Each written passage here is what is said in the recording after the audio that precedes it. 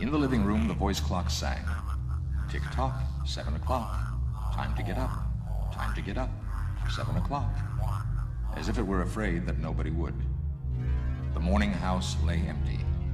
The clock ticked on, repeating and repeating its sounds into the emptiness. 7-9, breakfast time. 7-9.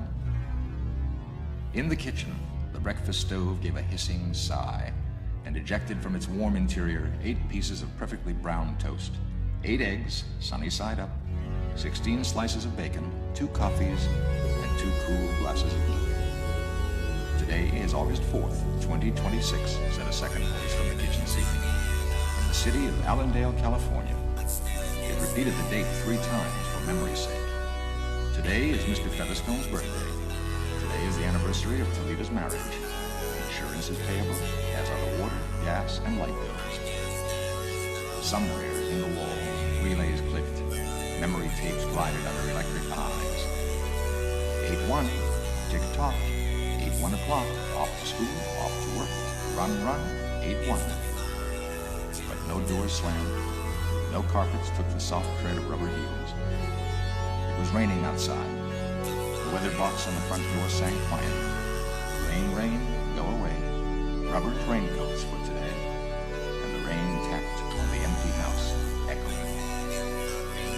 Outside, the garage chimed, lifted its door to reveal the waiting car. After a long wait, the door swung down again. At 8:30, the eggs were shriveled and the toast was like stone. An aluminum wedge scraped them into the sink where hot water whirled them down a metal throat that digested and flushed them away to the distant sea. The dirty dishes were dropped into a hot washer and emerged twinkling dry. 9:15, sang the clock. Time to clean. Out of warrens in the wall, tiny robot mice darted. The rooms were a crawl with small cleaning animals, all rubber and metal. They thudded against chairs, whirling their mustached runners, kneading the rug nap, sucking gently at hidden dust. Then, like mysterious invaders, they popped into their buttons. Their pink electric eyes faded. The house was clean. 10 o'clock. The sun came out from behind the rain. The house stood alone in the city of rubble and ashes. This was the one house left standing. At night, the ruined city gave off a radioactive glow which could be seen for miles. 10:15. The garden sprinklers whirled up in golden fountains, filling the soft morning air with scatterings of brightness. The water pelted window panes, running down the charred west side where the house had been burned evenly free of its white paint. The entire west face of the house was black, save for 5 places. Here, the silhouette in paint of a man mowing a lawn. Here, as in a photograph, a woman bent to pick flowers. Still farther over, their images burned on wood in one titanic instant. A small boy, hands flung into the air. Higher up, the image of a thrown ball. And opposite him, the girl, hands raised to catch a ball which never came down. The 5 spots of paint, the man, the woman, the children, the ball, remained. The rest was a thin charcoal glare. The gentle sprinkler rain filled the garden with falling light. Until this day, how well the house had kept its peace. How carefully it had inquired, who goes there? What's the password? And getting no answer from lonely foxes and whining cats, it had shut up its windows and drawn shades in an old maidenly preoccupation with self-protection, which bordered on a mechanical paranoia. It quivered at each sound the house did. If a sparrow brushed the window, the shades snapped up. The bird, startled, flew off. No, not even a bird must touch the house. The house was an altar with 10,000 attendants, big, small, servicing, attending in choirs. But the gods had gone away, and the ritual of the religion continued senselessly, uselessly. 12 noon. A dog whined, shivering on the front porch. The front door recognized the dog voice and opened. The dog, once huge and fleshy, but now gone to bone and covered with sores, moved in and through the house, dragging mud. Behind it whirred angry mice, angry at having to pick up mud, angry at inconvenience. But not a leaf fragment flew under the door, but what The wall panels flipped open and the copper scrap rats flashed swiftly out. The offending dust, hair, or paper seized in miniature steel jaws was raced back to the bones. Their down tubes, which fed into the cellar, was dropped into the sighing vent of an incinerator which sat like evil Baal in that dark corner. The dog ran upstairs, hysterically yelping to each other, at last realizing as the house realized that only silence was here. It sniffed the air and scratched the kitchen door. Behind the door, the stove was making pancakes, which filled the house with a rich baked odor and the scent of maple syrup. The dog frothed at the mouth, lying at the door, sniffing, its eyes turned to fire. It ran wildly in a circle, biting at its tail, spun in a frenzy, and died. It lay in the parlor for an hour. 2 o'clock, sang a voice. Delicately sensing decay at last, the regiments of mice hummed out as softly as blown gray leaves in an electrical wind. 2:15. The dog was gone. In the cellar, the incinerator glowed suddenly, and a whirl of sparks leaped up the chimney. 2:35. Bridge tables sprouted from patio walls. Playing cards fluttered onto pads in a shower of tips. Martinis manifested on an open bench with egg salad sandwiches. Music played. The tables were silent and the cards untouched. At 4 o'clock, tables folded like great butterflies back through the paneled wall.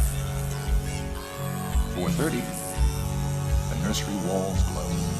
Animals took shape. Yellow giraffes, blue lions, pink antelopes, lilac panthers cavorting in crystal substance. The walls were glass. They looked out upon color and fantasy. Hidden films clocked through well-oiled sprockets, and the walls lived. The nursery floor was woven to resemble a crisp cereal meadow. Over this ran aluminum roaches and iron crickets, and in the hot, still air, butterflies of delicate red tissue wavered among the sharp aroma of animal spools. There was the sound like a great matted yellow hive of bees within a dark bellows, the lazy bumble of a purring lion, and there was the patter of okapi feet and the murmur of fresh jungle rain like other hoofs falling upon the summer-starched grass. Now the walls dissolved into distances of parched green, mile on mile, and warm, endless sky. The animals drew away into thorn breaks and water lanes. It was the children's hour. 5 o'clock. The bath filled with clear hot water. 6, 7, 8 o'clock. The dinner dishes manipulated like magic tricks. And in the study, a click. In the metal stand, opposite the hearth where a fire now blazed up warmly, a cigar popped out, half an inch of soft gray ash on it, smoking, waiting. 9 o'clock. The beds warmed their hidden circuits, for nights were cool here. 9:05. A voice spoke from the study ceiling. Mrs. McClellan, which poem would you like this evening? The house was silent. The voice said at last, since you express no preference, I shall select the poem at random. Quiet music rose to back the voice. Sarah Teasdale, as I recall, your favorite. There will come soft rains and the smell of the ground, and swallows circling with their shimmering sound, and frogs in the pool singing at night, wild plum trees in tremulous white. Robins will wear their feathery fire, whistling their winds on a low fence wire. Not one will know of the war, not one will care at last when it is done. Not one would mind, neither bird nor tree, if mankind perished utterly. And spring herself, when she woke at dawn, would scarcely know that we were gone. The fire burned on the stone hearth, and the cigar fell away into a mound of quiet ash on its tray. The empty chairs faced each other between the silent walls, and the music played. At 10 o'clock, the house began to die. The wind blew. A falling tree bough crashed through the kitchen window. Cleaning salt and bottle shattered over the stove. The room was ablaze in an instant. Fire! Screamed a voice. The house lights flashed. Water pumps shot water from the ceilings. But the solvent spread on the linoleum, licking, eating under the kitchen door, while the voices took it up in chorus. Fire! Fire! Fire! The house tried to save itself. Doors sprang tightly shut, but the windows were broken by the heat and the wind blew and sucked upon the fire. The house gave ground as the fire in 10 billion angry sparks moved, flaming eaves from room to room and then up the stairs, while scurrying water rats squeaked from the walls, pistoled their water and ran for more, and the wall sprays let down showers of mechanical rain. But too late. Somewhere, sighing, a pump shrugged to a stop. The quenching rain ceased.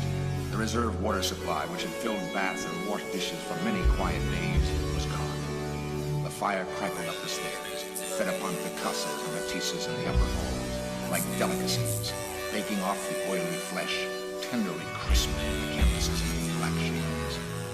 Now the fire lay in beds, stood in windows, changed the colors of drapes, and then reinforcements. From attic trapdoors, blind robot faces peered down with faucet mouths gushing green chemical. The fire backed off, even as an elephant must at the sight of a dead snake. Now there were 20 snakes whipping over the floor, killing the fire with a clear, cold venom of green froth. But the fire was clever. It had sent flame outside the house, up through the attic to the pumps there. An explosion. The attic brain, which directed the pumps, was shattered into bronze shrapnel on the beams. The fire rushed back into every closet and felt the clothes hung there. The house shuddered. Oak, bone on bone, its bared skeleton cringing from the heat, its wire, its nerves revealed, as if a surgeon had torn the skin off to let the red veins and capillaries quiver in the scalding air. Help! Help! Fire! Run! Run! Heat snapped nerves like the first brittle near ice, and the voices wailed, Fire! Fire! Run! Run! Like a tragic nursery rhyme. A dozen voices high, low, like children dying in a forest, alone, alone. And the voices fading as the wires popped their sheathings like hot chestnuts. 1, 2, 3, 4, 5 voices died. In the nursery, the jungle burned. Blue lions roared. Purple giraffes bounded off. The panthers ran in circles, changing color. And 10 million animals running before the fire vanished off toward a distant steaming river. 10 more voices died. The last instant, under the fire avalanche, other choruses, oblivious, could be heard announcing the time, playing music, cutting the lawn by remote control mower, or setting an umbrella frantically out and in the slamming and opening front door. 1,000 things happen like a clock shop. Each clock strikes the hour insanely before or after the other. A scene of maniac confusion, yet unity. Singing, screaming, a few last cleaning mice darting bravely out to carry the horrid ashes away.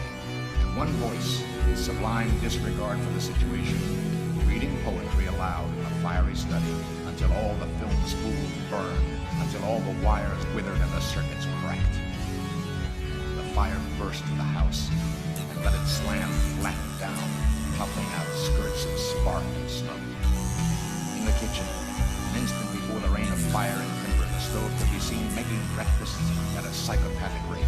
10 dozen eggs, 6 loaves of toast, 20 dozen bacon strips, which heated by fire started the stove working again, hysterically hissing.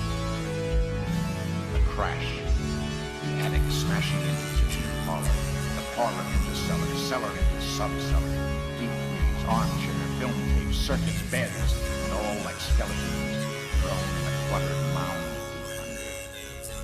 Smoke and silence. A great quantity of smoke. Dawn showed faintly in the east. Among the ruins, one wall stood alone.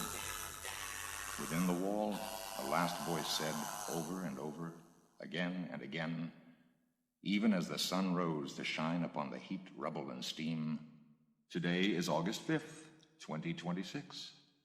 Today is August 5th, 2026. Today is August 5th, 2026. Today is August 5th, 2026.